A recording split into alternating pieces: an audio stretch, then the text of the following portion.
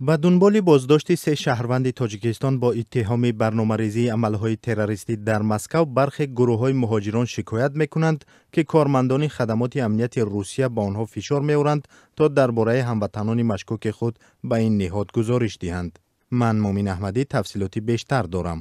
ин муҳоҷирон мегӯянд кормандони амният онҳоро дар маркази дарёфти патент ҳангоми ворид ё берун шудан аз метро ва дигар маконҳои ҷамъиятӣ дунболагир мекунанд ва талаби ҳамкориро дар миён мегузоранд. рӯзи 11 август дар Москав се тоҷик бо гумони омодагӣ ба анҷоми амалиёти террористӣ дар маконҳои серодам боздошт шуданд. дурустии ин иттиҳомро тавассути манобеъи мустақил санҷида намешавад ва мақомоти тоҷик ҳам дар робита бо ин қазия шарҳе намедиҳанд. дар хабари ФСБ гуфта шуд, ки ин афрод фармоиши гурӯҳи давлати исломиро иҷро мекарданд. маълум нест то куҷо худи боздоштшудаҳо ба ин иттиҳом розӣ ҳастанд. дар пайи ин дар шаҳрҳои бузурги Русия мисли Москав ва Санкт Петербург чораҳои амниятӣ шадидтар шуд ва муҳоҷирон мегӯянд ҳангоми бозпурсиҳо дохили телефони мобилии онҳо ва мазмуни наворҳои нигаҳдошташуда дар телефонҳо тафтиш мешавад ва зимнан мақомот аз онҳо даъвати ҳамкорӣ мекунанд. Ширинҷон Қаландаров, як муҳоҷири 27-солаи тоҷик дар вилояти Москав, рӯзи 17 август бар Радиои Озодӣ гуфт, ки 2 рӯз пеш ӯ ва 2 ҳамкорашро дар алоҳидагӣ боздошт карда, пас аз тафтиши дохили телефонҳо барояшон пешниҳоди ҳамкорӣ карда шуд. ин ҷавон гуфт, ки 2 рӯз пеш вақте аз метро берун мешуд, 2 корманди ФСБ хадамоти федералии амнияти Русия ӯро боздошта, аввал ҳуҷҷат ва баъдан дохили телефони мобилияшро аз назар гузаронданд.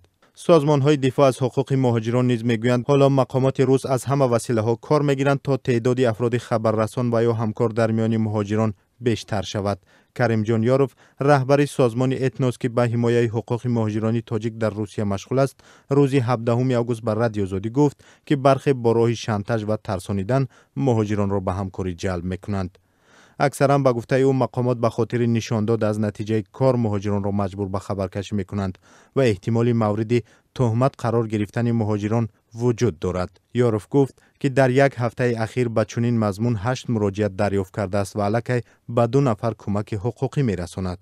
Пулайнам набурдан хати занаш در همونجا خطی دانش هر چه بودن چه اسپیسپروم نیدی پرتاچ کردن برای چی با کدوم خاطر برای کی سی حرف اومدن که بیا خطی ما همکاری کرد تو ما را آدم به سپورت دعوت اوخی او میگه که من نمیدونمش کرده با کی از دعوت کنون شما را با سری دودرش آمدن یا که خطی ما کار میکنی یا که جواب رو برا باز گفتیان که افضل و نیدوده بیس پلیز نیای این خیلی کار کرده شدیان مردم مجبور کردن که یا خطی کار میکنه یا پستایت میکنه. معمولا هر باره که شهروندان کشورهای آسیای مرکزی در روسیه با اتهام تروریسم بازداشت میشوند، بازجویی مهاجران از این کشورها افزایش مییابد.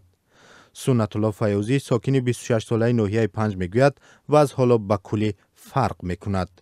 او گفت: اتوبوس شامل حرکت میکنم، الکتریکال شامل حرکت میکنم، مترو میبینم خیلی ابشتم علاوه بر دورانده یکم خیلیش میگم میریم هم کنسولا میریم مثلا چی میکنیم مراجعات میکنیم که هم خالیه میگه بخشی نمیبینم نگم چورا نمیبینم. تشدید تفتیشات در حالی است که هفته گذشته نیکولای پاتروشف دبیر شورای امنیت روسیه در یک اظهارات مهاجران را منبع پیدایش تروریسم در این کشور دانست. ضمناً سرگئی گنچروف، پرزیدنت انجمن سابقه‌داران الفا و عضو هیئت مشاوره فیسبوک در روسیه روز 17 آگوست در صحبت بر رادیو آزادی گفت که نگرانی مقامات امنیتی جا دارد. او گفت مقامات روسیه به خاطر جلوگیری از عملهای تروریستی مهاجران را به کار جلب میکنند که کاری بدی نیست. سرگئی گنچروف میگوید با وجود توانایی‌های تکنیکی روسیه به همکاری مهاجران نیاز دارد.